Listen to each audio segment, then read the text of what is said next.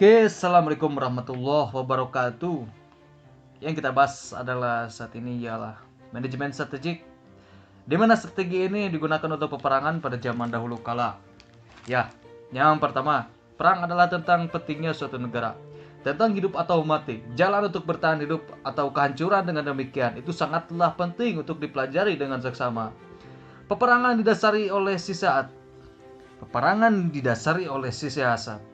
Ketika berada dekat musuh, seolah-olah kamu jauh dengan kepala lawan saat kondisi mereka dengan kekacauan. Hindari lawan saat mereka dengan keadaan yang kuat. Jika lawan memiliki tabiat yang tersinggung, cobalah untuk membuatnya kesal. Jika mereka tinggi diri, cobalah untuk bersikap egoisnya menjadi dominan. Jikalau tentara mereka menjadi lebih siap setelah berkonsolidasi, cobalah membuat mereka kelelahan. Jikalau mereka bersatu, cobalah diciptakan kebencian di antara mereka. Lakukan serangan saat mereka tidak ada dalam keadaan yang siap. Dan datanglah tempat di mana kita tidak diharapkan. Inilah kunci-kunci keberhasilan untuk seseorang penyusun strategi. Tidak mungkin untuk merumuskan mereka secara menyeluruh sebelumnya. Kemenangan yang cepat adalah tujuan dari semua peperangan. Kalau perang berlangsung lama, senjata akan menjadi tumpul dan moral akan tertekan. Jikalau lawan menyerang dengan peperangan yang berkelanjutan, sumber daya dan negara akan mudah surut. Kemudian ketika kita mendengar kebodohan akan peperangan yang cepat, kita belum pernah mendengar operasi cermat yang berlangsung lama. Secara umum, dalam perang kebijakan yang terbaik adalah yang merebut sebuah negara secara utuh. Menghancurkan adalah kekurangan. Dari hal ini, menangkap pasukan lawan seluruhnya lebih baik daripada menghancurkannya. Merebut sebuah resimen secara utuh atau sebuah perusahaan atau sebuah regu daripada menghancurkannya. Yang patut dibanggakan, tetapi membuat lawan tunduk tanpa peperangan adalah suatu kesempurnaan yang luar biasa. Mereka yang mahir dalam peperangan menundukkan lawan mereka tanpa peperangan. Seni untuk menggunakan pasukan adalah sebagai berikut.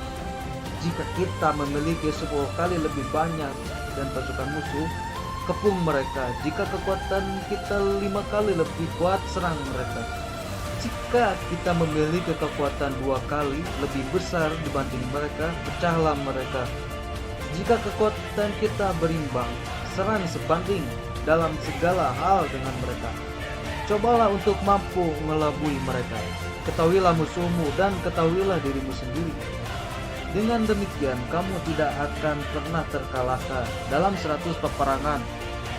Jika kamu mengacaukan musuhmu tetapi mengetahui kemampuanmu sendiri, maka kemungkinan kamu untuk menang dan kalah adalah berimbang. Jika kamu tidak mengetahui musuhmu sekaligus dirimu sendiri, maka sudah pasti kamu akan kalah dalam setiap peperangan. Dia yang menempati arena peperangan pertama kali dan menunggu kedatangan lawan berada dalam posisi yang mudah. Dan dia yang datang ke tempat peperangan dengan libur medan perang dan langsung berperang akan kelelahan. Oleh karena itu, mereka yang mahir dalam berperang akan membawa musuh ke area peperangan, bukannya dibawa oleh musuh mereka ke area peperangan. Oleh karena itu, ketika musuh dalam keadaan posisi yang mudah, buatlah mereka kelelahan. Jika mereka makan dengan cukup, buatlah mereka kelaparan. Jika mereka beristirahat, buatlah mereka berpindah. Lakukan analisis terhadap rencana lawan sehingga kamu mengetahui apa kekurangannya.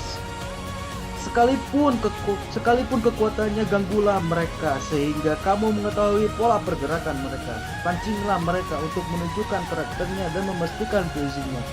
Lakukan serangan percobaan untuk mengetahui di mana kekuatannya berlimpah dan di mana kelemahannya. Sesuai dengan situasi, rencana dibuat untuk mengarah pada kemenangan, tetapi kebanyakan orang tidak memahami hal ini. Pasukan sebagaimana layaknya air mengalir untuk mencapai tempat yang rendah dan meninggalkan tempat yang tinggi. Oleh karena itu, pasukan harus menghindari kekuatan lawan dan menyerang kelemahannya. Dan sebagai air berubah bentuknya sesuai wadahnya, maka pasukan harus dapat mencapai kemenangannya sesuai dengan keadaan lawannya. Air tidak memiliki bentuk yang tetap, oleh karena itu peperangan tidak memiliki keadaan yang tetap. sehingga seseorang yang memenangkan peperangan dengan mengubah taktiknya sesuai dengan keadaan lawan dan dapat dikatakan sebagai hal yang mulia.